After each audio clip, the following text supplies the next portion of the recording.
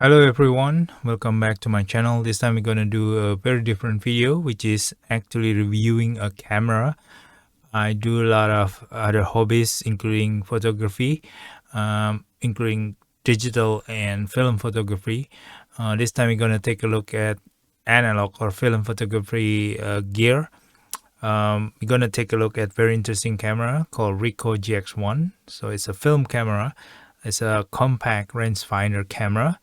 So it's interchangeable lens. Of course, it's fixed lens, but it has a very interesting features. As you can see, it is fully loaded with accessories, very unique for this camera. Okay, so without further ado, let's take a look.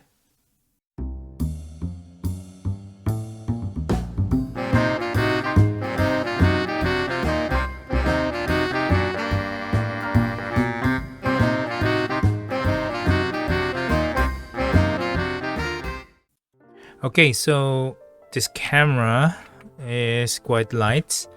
So this camera is actually more well-known worldwide with Ricoh 500G series. It has several versions. Initially in 1972 produced the first version, which is 500G, and then 500GX, 500ME, and 500ST, and 500RF.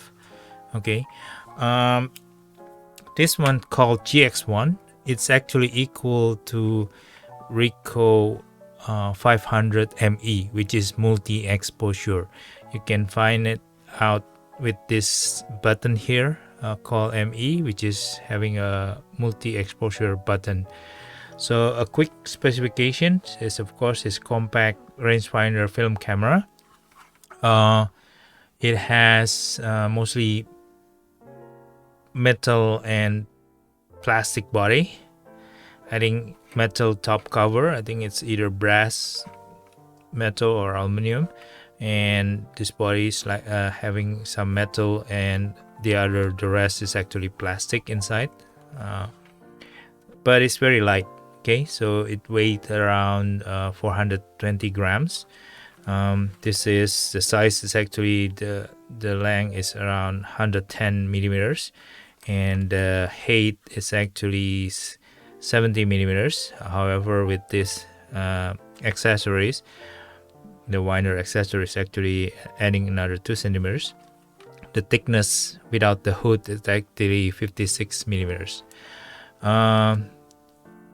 And it has a special lens called color Ricoh lens.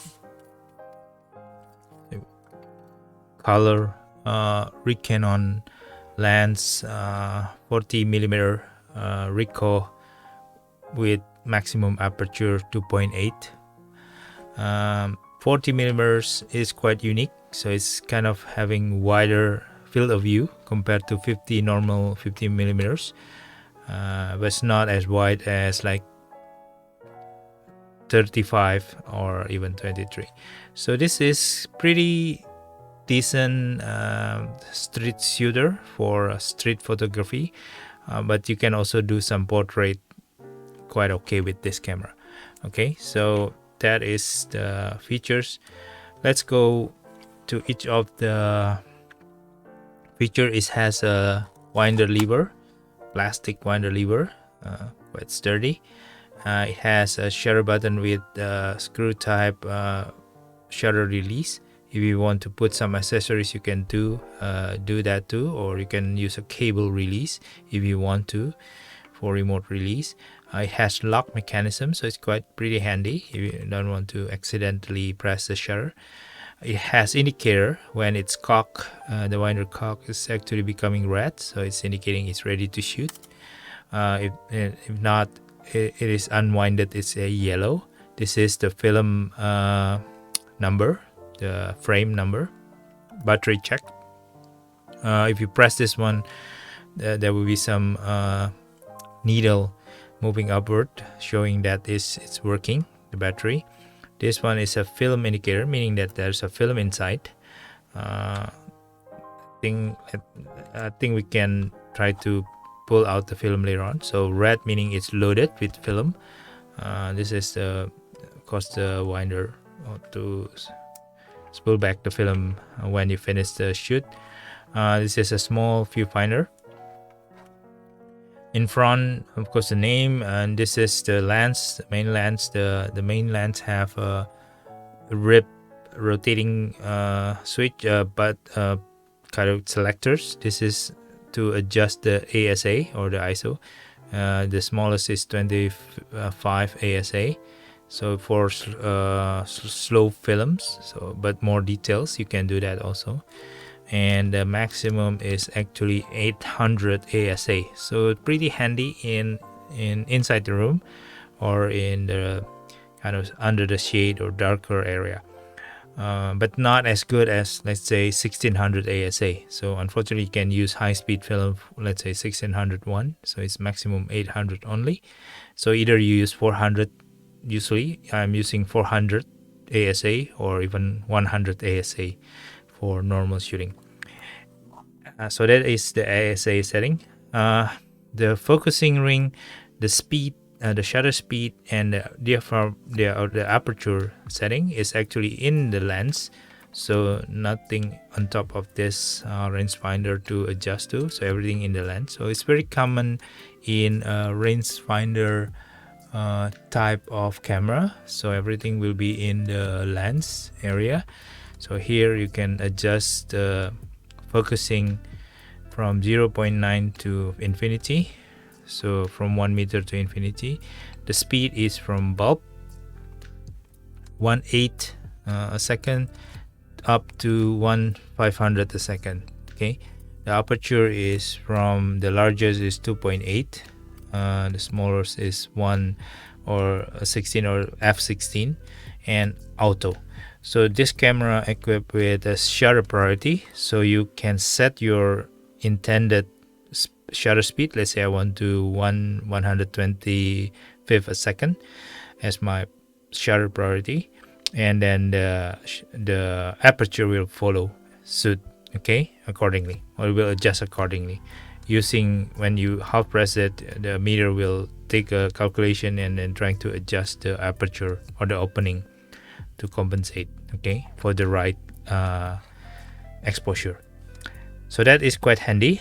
So there's some automatic kind of automation in this camera, although it's very cheap and small. Yeah, of course there's no aperture priority, unfortunately, but that's quite okay. Of course you can do manual exposures where you can adjust your speed and also required aperture yourself.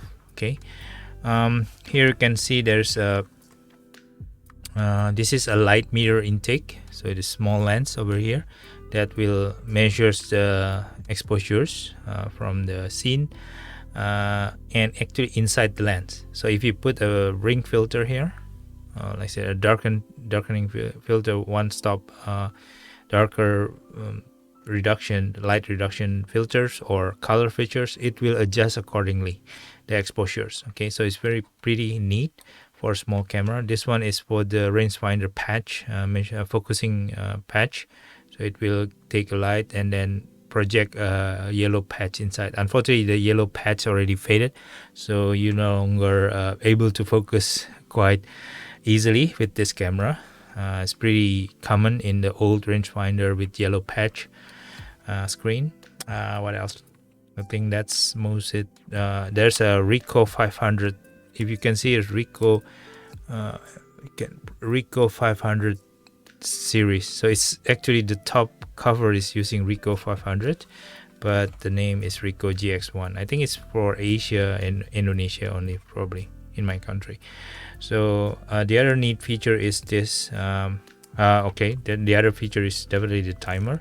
So you can use I think it's 8 second or 10 second, I forgot. So yeah, it's pretty handy. It's opening and then the shutter itself. The other neat feature is this multi exposures. So let's say you take a pictures, but you want to double exposure. So you pull this tab to the left, like that. Okay, and it becoming red again without even touching the lever, and then shoot. And if you want to do second one, of course you can do this red one, and then press again. So you can even do triple, quadruple exposure, and it's fine. This is a very handy features for a small compact rangefinder camera that you rarely find in rangefinder, and usually in expensive SLR camera. So rather than tweak manually, like putting a release and then pulling this tighten the film and then push the release button and then try to wind it, it has a risk of moving the frame, so it won't have an accurate alignment on the frame if you do that. This one has its built-in multi-exposure features. So that is one of the interesting feature for this camera. Small, compact, cheap camera, but it has quite a lot of features. It uses 46 millimeter ring filters. Also, this hood is coming along with this camera, so it's pretty neat. So it's adding a bit of thickness but protect your lens. Let me show you the bottom part. So bottom part has several area. This is the battery using PX675 Mercury, which is no longer available, of course, it's banned already. So I'm using LR44 battery. The problem is, of course, PX675 is 1.35 volt, while LR44 is actually 1.55 volt. So it's kind of different voltage. It will skew the metering. I think you have to compensate by increasing the ISO at least 1/3 or half stop, if not mistaken. Or you can use a wide latitude films, so it will absorb 1/3 or half a stop different exposures, so it should be okay. So I'm trying to wind the film inside, so it's a dummy film. So okay, so it's already open, release. If we want to open as usual in the other camera, you just pull it this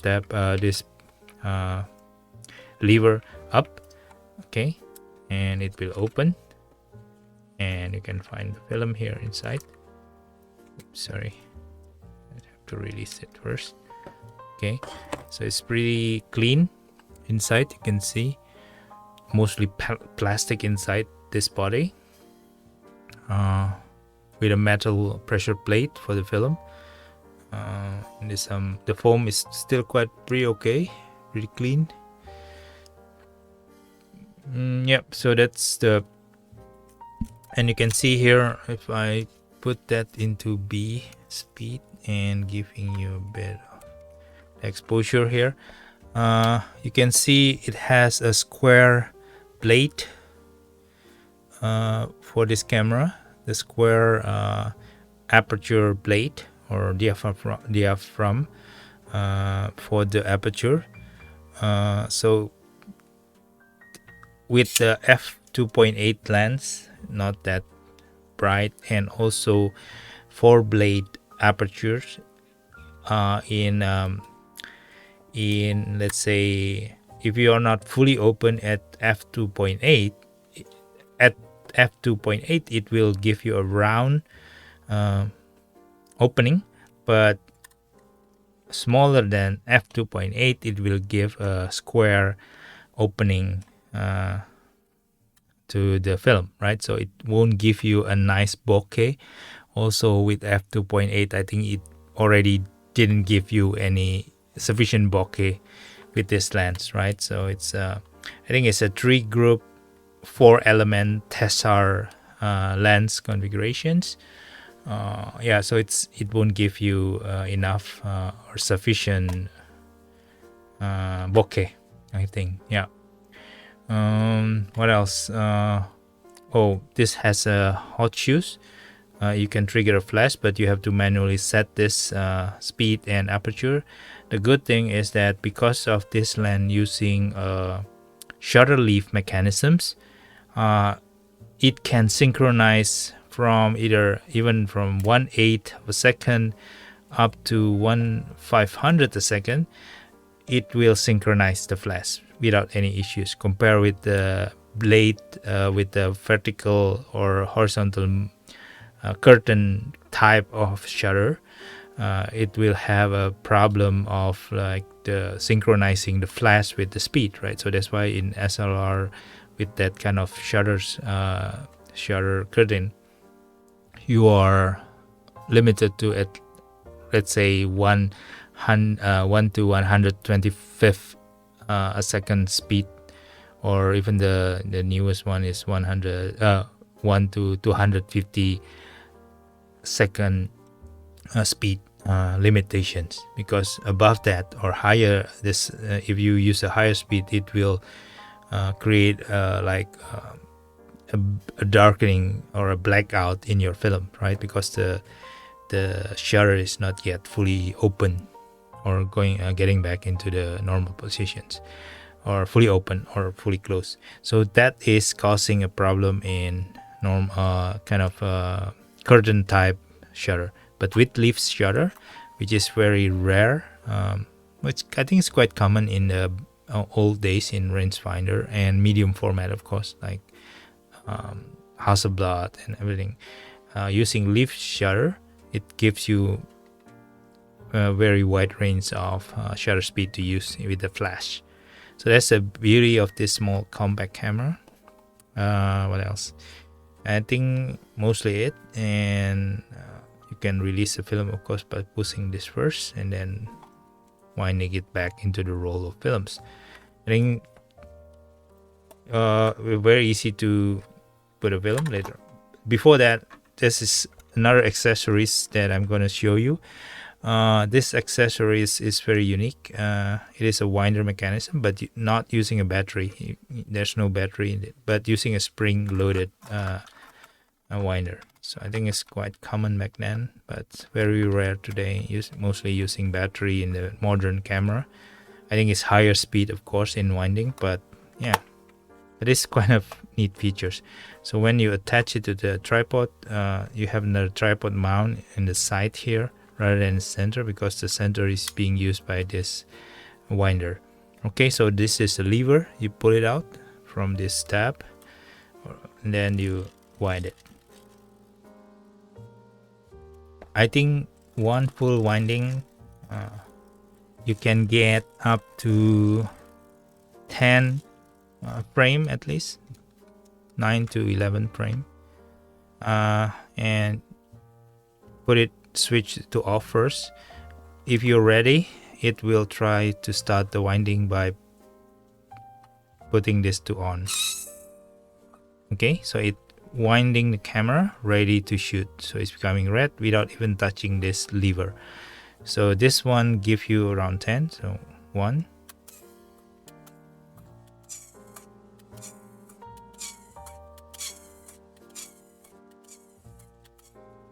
9. So 9 frame at least, or 10 sometimes you can get it, and that's it. Once you exhausted the spring power, you have to rewind again, and then you get another 9. I think you need 2 or 3 times winding this mechanic to get the full 24 frame, or even 3 to 4 times if you want to exhaust all the 36 frame films. Okay, so that is how you use this winder. Of course, putting the film is very easy, as usual with your camera. Put it here, and you put this tab into the slot over there. Yep, and to line up, you can just pull it out, put it cover back, and ready to shoot.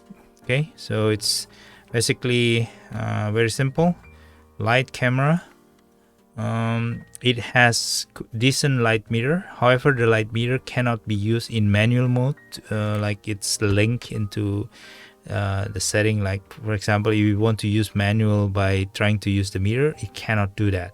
Unfortunately, it's only used for the auto versions, or the shutter priority setting. That's it, and you can see how the meter works, but it won't work in the manual mode, if I'm not mistaken. Yeah. What else? I think that's it doesn't have any bright kind of viewfinder. Battery already tell you the stroke is around 170 degree. Yeah, that's it. So of course the flash don't have any TTL metering, so it's basically manual. So this is a very unique camera, very nice looking, small cheap camera from Ricoh. Quite fun, I think, for street photography. And the winder is just cherry on the top. Yeah, as icing on top of the cake. I guess it's very nice. It's very very neat features. Actually, when I saw that, I just immediately bought the camera because of that winder alone. So I think you can find written descriptions from what I say. This is my website, Philosophy of Grain. It's actually in Bahasa, but I think you can change the language here into English, and I've already translated into English. You can read it in English. Everything that I said, it was here. Some of it probably more because I forgot to mention some of the features, but some of it actually in the video because I just remember that is the features that I need to mention. As usually, as I mentioned, the bokeh is not that good. It's quite decent. So for street photography and for multi-purpose, for beginners, I guess this is quite interesting camera to purchase if you can find it. Okay, but it's quite rare right now. It's very cheap. I bought it around $30 back then, but yeah, I don't know if they're still available in market or not. This one is the specification if you want to know more. But yeah, this probably I've already mentioned some of the important features of the camera. Okay, that's it. So if you want to see the result of photo, I put it somewhere in my Flickr. Yeah, you can find the link to the Flickr site here. But if I click to there is several camera that I've owned, that I've reviewed and used. This one is for Ricoh GX1. I'm testing it at home and at the supermarket, I guess. Inside, mostly inside, indoor. So it's pretty okay. This one is out of focus a bit. This one is the focus okay. This one is a bit shooting inside from the outside. This is my youngest daughter. This one is under the shade, so it's outdoor but under the shade, so it's pretty okay. The grain is actually coming from Ilford Pan 400, so I'm using ASA 400 in this shoot. Here, the Ilford Pan 400. It's mostly under shade. This one is bokeh testing. This one is outdoor, but a bit of shading, but no direct sunlight, so it's still okay. You can see it's quite focused, quite sharp. Just the grain, I think it helps a bit on the sharpness. And this one fully inside, so quite dark, but it still managed to pull out the details nicely. Of course, the films helps a lot, but the focusing, I think, is quite okay. Come on, I'm using unpaid one. Okay, this one is still inside, pretty sharp. This is my second daughter's, so it's pretty sharp. Definition is definitely good, pretty decent, I guess, for the lens. My first daughter. This one inside the supermarket. This one is moving object, so I don't think the speed is high enough to capture the moving or the panning itself, so it's a bit blurry. But this is indoor mostly. Indoor. So yeah, this one is backlighting. This one is outdoor. My Beagles. I think it's quite okay, but I think I focusing on this metal bar rather than the dog, so kind of misfocus a bit. Okay, so that is the sample. It's quite decent. Pretty handy, I guess, with the small size camera. Pretty light and very good for the beginner. And yeah, so hope this review give you some information about the camera and give you a bit of the look into what it's capable of, and you see the interesting accessories. It's not easy to find, but if you can find, you just grab it, because I think it's priceless. Okay, so that's it. The review on my Ricoh GX1 is one of my kind of dear to me on the collections. It's a very nice camera, cheap, small, but very fancy and very advanced stuff inside. Okay, see you on another review.